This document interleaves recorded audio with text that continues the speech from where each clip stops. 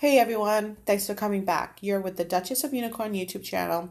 If you haven't already subscribed, please subscribe. If you are new here, welcome. I'd love you to share your comments in the comment section, and please, by all means, subscribe, show your support. If by chance you come here and watch a few videos and you don't agree or don't get my vibe, just move on. You don't have to tell me about it because it doesn't matter. This channel is creating a safe platform for us just to speak upon some of the thoughts and views that we have. I'm sharing my browser in the United States. I am biracial. So that matters at sometimes and other times it doesn't matter. I'm sharing my thoughts and views on Meghan Markle and Prince Harry as it pertains to the British royals, and they're just for entertainment. Read the full disclaimer in the description box. Okay, so kind of entertain with me, kind of just chill a minute and imagine Meghan Markle running for United States president. Let that sink in. Meghan Markle for president. I'm kind of picturing the signs, the protesting signs, Meghan Markle for president, blah, blah, blah, feminist for blah, blah, blah. I'm imagining this and I'm thinking, no, no, she wouldn't get my vote. And here's why. But before I get into exactly here's why I wouldn't vote for Meghan at this point in time, this juncture, I will walk you through a couple of things that I think are kind of telling.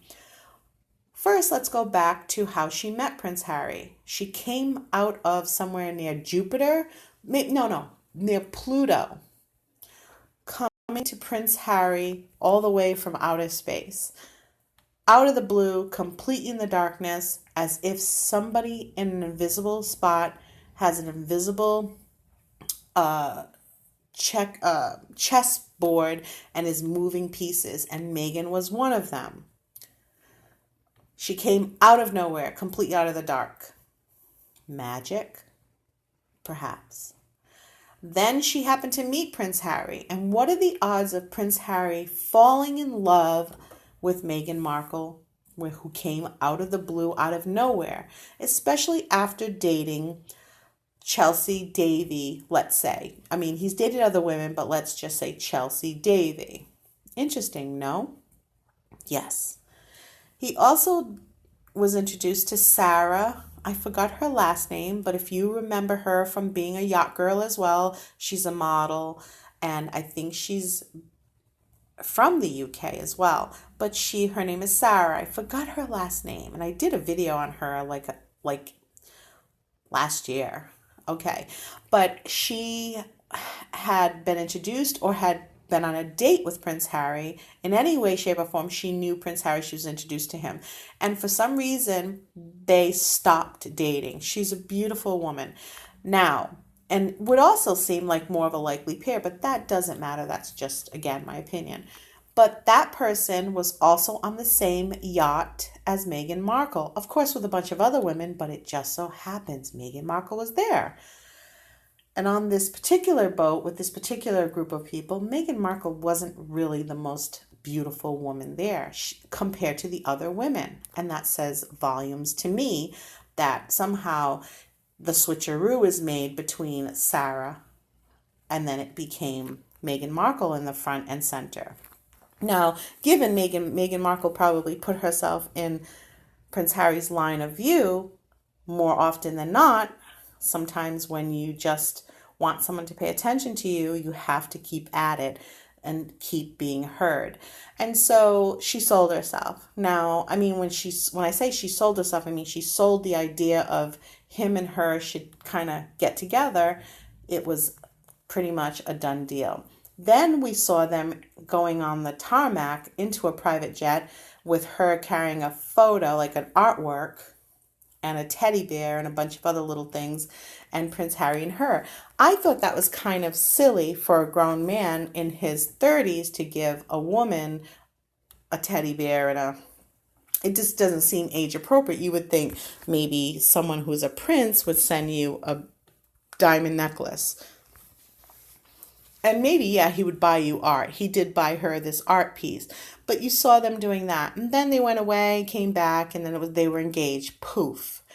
Then Meghan Markle took the bag of money after she got married, ran the hell out of the UK, saying she couldn't be a civil. Well, she didn't say that, but it's been said that she didn't feel much more than a civil servant with a tiara, and that was not good enough for her.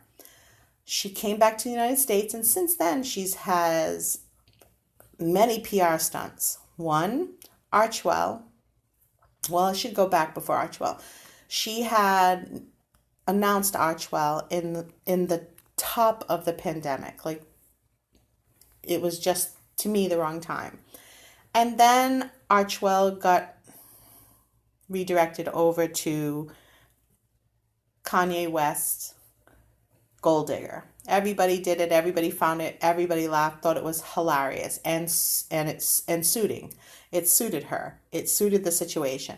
Then you did Archwell Charities, and it went over to Kyle Dunnigan's YouTube channel, which parodies Meghan and Harry. Funny as all heck.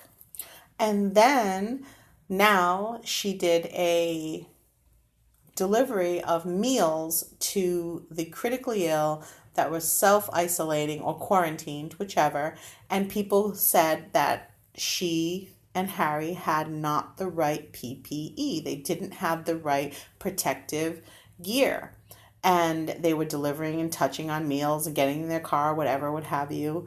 Okay, and the only PR it was discovered or secret, Meghan Markle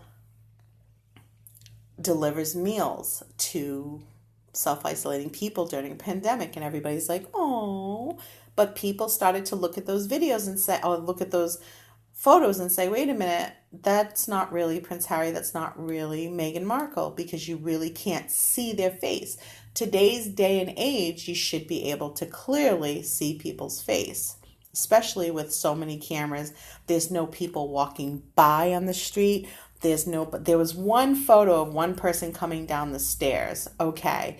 But outside of that, you don't see anybody behind them on the streets, cars pulling in and out. You don't see anything. And the camera views are very tight. They're very constricted. They don't show the wide area. They show a very constricted area. Photos, as you know, can be manipulated. So then you have the Archwell thing, you have the donation thing, and then you have her come on GMA saying, something about promoting the Disney voiceover work.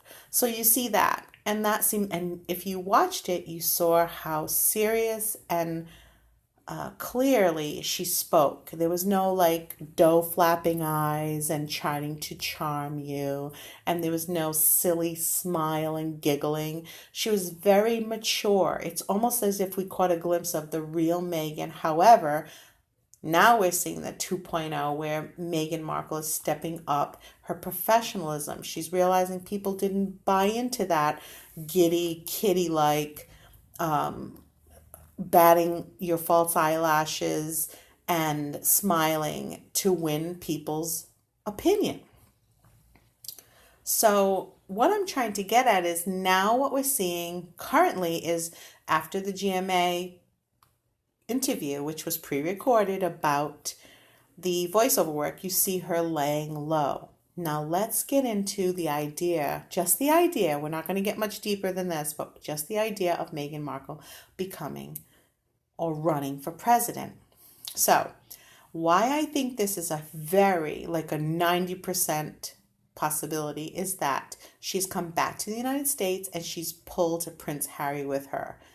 You don't hear Prince Harry and her talking about Archwell. You don't see them having any direct one-on-one interviews and answering pressing questions. You don't see any of that. What you see is the two of them, quote unquote, self-isolating in a pandemic together in LA, where she's born and raised. We do not see anything about the baby. In fact, you don't even see any photos of her, Prince Harry, and the baby. What you do see is photo ops with her and Prince Harry and the dogs. again, without any gloves and just a face bandana. I would think that somebody in her level and stature at this point with Prince Harry would be able to have the proper PPE. I don't care where they flew it out from or where they're going to get it or who's going to donate it to them, but anybody would make sure that they have the proper stuff. But they were walking their dogs in public with a bandana, a common bandana that you can pick up at Walmart, and no gloves, and just their dogs, no baby. So we see a lot of non-focus on them as a family with their baby. If there's a baby, if there's a real Archie, and if there is a real Archie and he's with the surrogate or he's with a nanny, that's fine, but you don't even see nanny photos. So the kid never gets out. Like, we've seen people getting photos from afar with a family outside. We've seen it, but for some reason we see none. So it's apparent that Prince Harry and Meghan want no photos at all of that baby, and one has to wonder. Now, so that's all being squashed. We're going into the presidency. Imagine in 2024, Meghan Markle becoming either A, running for in the future, president or vice president. Why I think that's possible? She took politics as a study in her university at Northwestern. She has been an ambassador for UN Women. She has married a prince. And she also, when she was much younger, even though it was for her class, as a class project, not just for herself, she got all the credit for it, wrote letters to industry companies and asking them to pull their commercial or voicing her opinion that the commercial was sexist. So we see a few points in her life where this is happening. Now, that is all the past. So going forward, she married Prince Harry. What is more political than marrying into a royal family? It's not exactly a job, but it is something of an experience to marry into a royal family, a monarchy, and marry a prince. I know they talk about how they're not political, but come on. What is more political outside of being a president of a country or a prime minister of a country or a governor or mayor holding any political office outside of just marrying a prince? I think that I know you're not supposed to say that is political, but it is true. To me, it's one of the most political thing. They don't speak about political matters. They aren't voicing it about political matters, but political matters go on all the time. State dinners, country dinners, being a host to people from other countries, having visits to all the commonwealths, the countries that they took over, and they're just visiting and creating goodwill, etc., etc. It's very political. In fact, I would venture to say that monarchy itself is very political. It's like being political but not associating with political. That's what it says to me.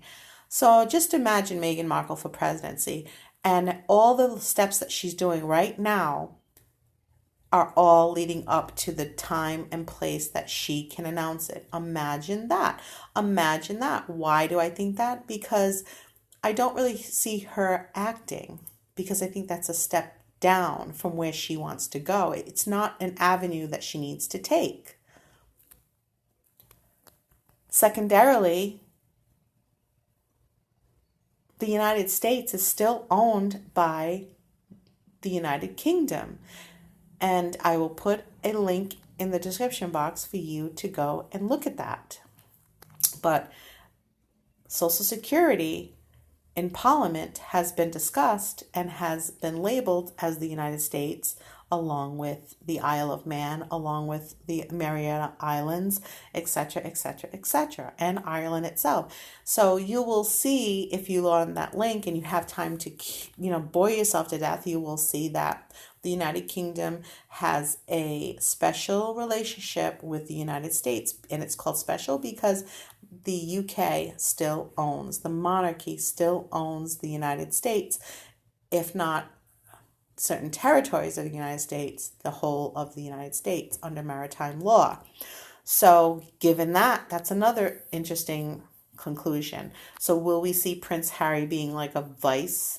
I mean, the first man of the president? Or are we seeing maybe Meghan Markle running for a political office like governor or mayor, etc.? Like, would it be so shocking to imagine her running for governor or mayor of Los Angeles? I think that's a little harsh because I think even though she's born and raised there, I feel like that would be a good thing, but I also feel like Los Angeles is tough and it takes a gritty urban type of tough person to be able to run that city. Of course, we see Governor Cuomo rather, running New York City. But imagine Meghan Markle taking a political office. So my first thought is presidency, because if you think like Meghan Markle, you think that being a governor or a mayor is too damn low and too damn low on the chain to get up in command. She doesn't have all day. She is actually, what we think, most of us think, is in her 40s. So why start there? Why don't she just start at the top? All right. So in the next video, I will outline just a few more reasons with a few more points to certain things that you can go and look at yourself, why it would make total sense. I'll see you in the next video. If this is entertaining or if it resonates, wow. It's not the first time anyone's ever thought that she might be trying to come over here and run for presidency. Then go ahead and subscribe, click the alert bell, and stay with me. And let's take this journey together and have some laughs and have some alternative views of Meghan Markle and what she's doing in terms of the British royal family. I'll see you in the next video.